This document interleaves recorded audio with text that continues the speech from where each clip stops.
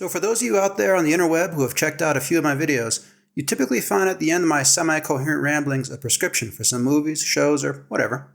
My channel is Dr. Balthazar Prescribes, and so I prescribe. That has an agreeable logic to it.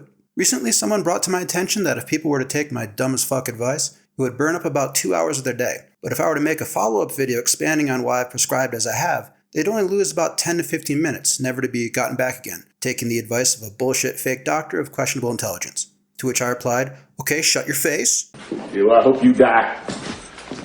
And, well, yeah, that's actually a good point. Fair play. So this video is going to be the first in a new playlist of which I take a movie or show I've prescribed in one of my other videos and break it down of some context, story, characters, world building, and themes. After the first film essay I made on YouTube turned into several months of fighting over copyright claims versus fair use rights with a douchebag distribution company in Japan, I swore I'd never waste my time reviewing another product from the Isles of Nippon. Japanese culture is far too hypersensitive to real or imagined criticism for this film analysis bullshit, so who needs the headache? But on the other hand, fuck it. Why learn from mistakes when you can keep making them? So my first as-prescribed video is Akira Kurosawa's Rashomon from 1950, taken from the prescription found in the eviscerated husk of my Yojimbo video. If you're sticking around, thanks to the view. Love your face. Alright, let's get into it. The screenplay for Rashomon is an adaptation of the short story In the Grove by Ryunosuke Akutagawa. Ryunosuke Akutagawa. Ah, fucking hell. And it's directed by Akira Kurosawa, who is a big name in the history of international cinema. This was the 12th of the 33 films he directed, and was more or less his coming out party on the world stage, though it's been argued that he's always been more popular overseas than in his home country, so all things are relative, I guess. World War II ended in 1945 with the dropping of the atomic bombs, and the US occupied Japan under the command of Douglas MacArthur until 1952. So a movie released in 1950 was produced under the auspices of the American Occupational Force, which opens the door to questions about allegory and direct or indirect influence. I'm leaving all that sort of thing be since, like J.R.R. Tolkien, I just don't like allegory, and I have no idea regarding the extent to which the American occupation influenced the Japanese arts.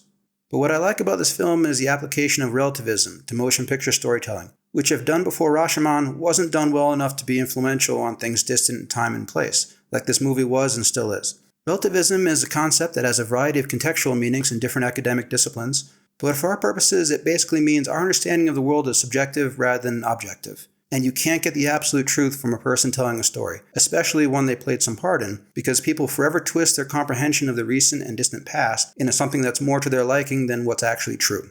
Rashomon does such an impressive job illustrating the concept that they coined the term Rashomon effect to describe when a movie portrays different perspectives on a single event. Also relevant to context, the film is black and white and subtitled. These are waters some people just won't dive into, which I used to chafe at a bit, but someone turned the gun on me and asked if I would sit through some CGI-heavy, social politics-driven, Barbie-esque bullshit, and no, I don't want to do that. I'd rather be fist-fucked by a gorilla than do that. So if black and white with subtitles is your Barbie, I understand and will leave you to your gorilla. The storyline begins with three men taking shelter from a storm, an idealist, a cynic, and a peasant that doesn't have a moral stance as clearly defined as the other two. The movie takes a little time to build up anticipation for the tale it's going to tell. I can't believe the story. What story? An unbelievable story. That kind of thing. The peasant begins a narrative with the introduction of some forensic evidence and the discovery of a corpse. We then move to a courtroom-esque scene with testimonies about the crime. 4 accounts of the same event follow, interspersed with the cynic, idealist, and peasant contesting the ideas about the nature of humanity. The bare-bone facts of the event is the bandit captures a man, has a sexual encounter with his wife, a conflict of some kind ensues, and the husband is killed.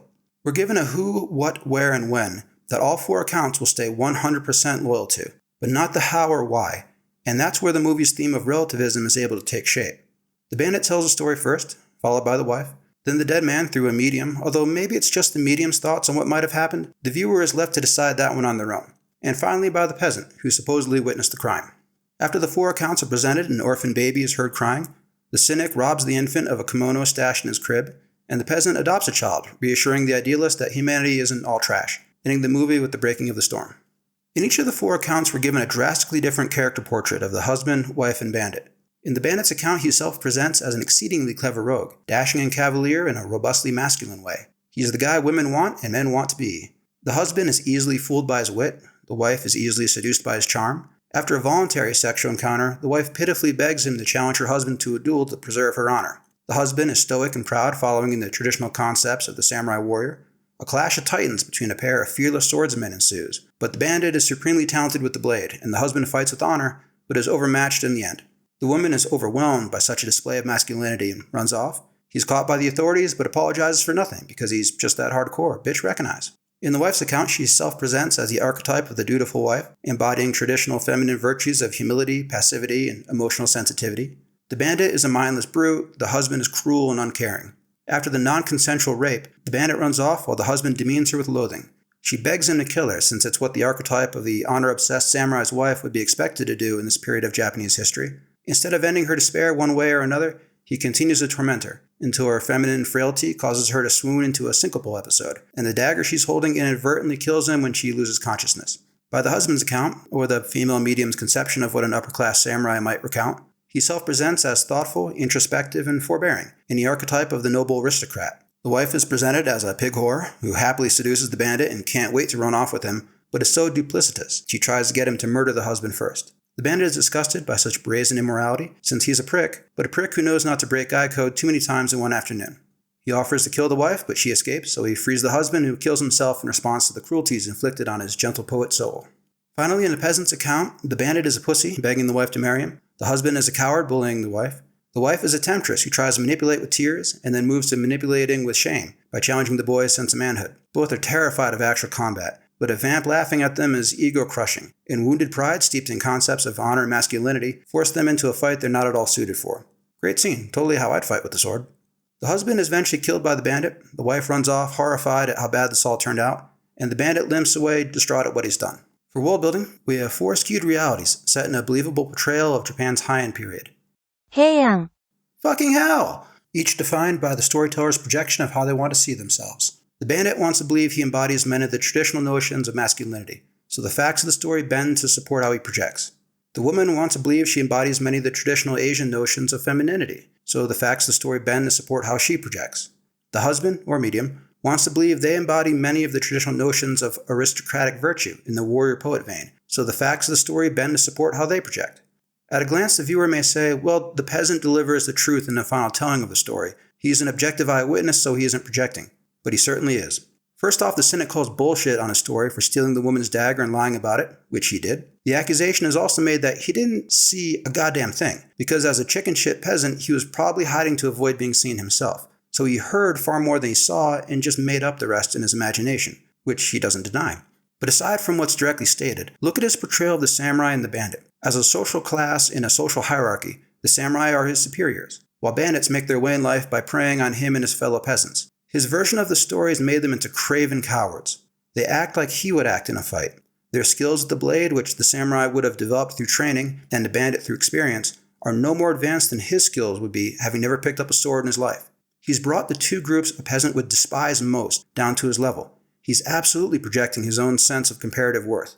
You could also make the argument he's attacking the woman, who as an object of affection would be out of his league due to her beauty and social class, and therefore an object of contempt to him. For the different storytellers, who they want to be and be seen as is what's driving the bus. The reality of events is just along for the ride, which effectively illustrates the theme of relativity. The central thematic message of Kurosawa's Rashomon is there is no such thing as absolute truth when it comes to our comprehension of human behavior. People see the world through their own subjective lens and shape their understanding of it to align with their interests. The storytellers in Rashomon aren't deliberately lying to any greater degree than the average person goes through life deliberately lying, some more than others. But we all have the tendency to see what we want to see instead of what actually is. Let's draw a parallel with the political spectrum to explore this theme a bit more and get at why this is at the heart of my prescription for this movie. On a political spectrum, leaning left is the liberal, who is open to change, and leaning right is the conservative, who wants to preserve things as is. On the far right, we have the reactionary, who wants transformative change back to the way things used to be. And on the far left, we have the radical, who wants transformative change into something radically new. In the field of history, the relativist takes the place of the liberal, recognizing we often have a grasp on the who, what, where, and when of the past, but when it comes to the how and why, we're forced to make inferences, or logical conclusions based on facts, which inject our own subjective ideas into the story, and presents the past in a variety of different ways with varying degrees of merit. The literalist takes the place of the conservative with a far more concrete view of the past. It can be viewed in a single correct way from my perspective and endless incorrect ways from other perspectives. On the far right, you have the traditionalist who expands on a literalist views to say the correct version of history has already been established and cannot be questioned, which means ignoring or discarding ideas and information that stand against whatever the traditional views happen to be, in a history as an expression of blind patriotism religious devotion, or demographic cheerleading sort of way. On the far left, you have the nihilist, who takes healthy skepticism into an unhealthy place by overemphasizing relativism to the point where the validity of all information is rejected. So in a world where nothing can be known and everything is equally plausible, people can imagine anything they like and declare it objectively true. This nihilism masquerading as intellectualism is one of the explanations I see used to justify race-swapping historical figures in movies and shows. The claim they make is that nothing can be known for certain, so anything is possible. Therefore, we don't have to make an honest study of the past or accept the reliability of existing evidence that contradicts us, since no evidence of any kind can be considered valid anyway. Other times, the justification isn't so much ignorance as it is deliberate dishonesty tied up in demographic cheerleading. I would have serious issues if they did a remake of the movie 12 Years a Slave and race-swapped the slaves and slave owners. And if it's wrong in that context, because of the misrepresentation of historical experiences, it's wrong in every context. That's the basic principle of reciprocity. What you give yourself permission to do, you also give others permission to do to you. Whether narcissists like Jada Pinkett Smith, or the douchebags at Netflix are race-swapping historical figures out of ignorance or deliberate dishonesty, I really don't care. The difference between an idiot and a liar has never mattered that much to me when dealing with their bullshit. Anyway, Rashomon is a classic that aligns with my philosophies on relativism, so lo and behold, I found something that shares my point of view on a topic, and I like it. Yeah, go figure, it's tough to figure out. The Rashomon effect of presenting a single event in different ways, through unreliable narrators, is fascinating whether or not you share the underlying philosophy that the past is like paint by numbers, with lines defined by the factual who, what, where, and when questions, but given colors through individual interpretations of the how and why questions, making for at times wildly different compositions. For those that don't get behind relativism as a concept in history, I get where you're coming from, but we just disagree. An argument has been made that if relativism is a thing, we can't know the absolute truth about anything. So why bother studying history if we aren't certain we're studying the things that are objectively true? Yes and no. We don't know the absolute truth behind the events in Rashomon, but we still know enough about the facts to comprehend what happened. And considering how it all played out through different perspectives is where we have a chance to learn something about people and ourselves. If you so desire, you can find something in the different stories that gives you ample reason to hate all three main characters, to justifiably see them with contempt, and by extension, people in general. But you can also find something in different stories that gives you ample reason to have sympathy for each of them, if you're willing to open yourself up to that emotion. While the absolute truth of past events may be frustratingly implausible to the relativist, considering multiple perspectives is never a bad thing. It's a general exercise in consideration, and you don't have to accept every point of view that you give consideration to. Would it be an unpleasant development for more people to reflect on perspectives that differ from their own inclinations? Or assume a bit of positive intent when intentions may be seen in different ways? Or even choose the benefit of the doubt, a little caring and sympathy to others, whether they deserve it or not? That doesn't sound like anything I'd lose too much sleep over. Anyway, that's my thought for the day. I'm not making any prescriptions at the end of this series of videos, since that's too much like digging a hole while trying to climb out of it at the same time. But thanks for the view. Like and subscribe if that's how you get down. And as always, like what you like, don't what you don't. It's all your call, Kemosabe. Take it easy, everyone.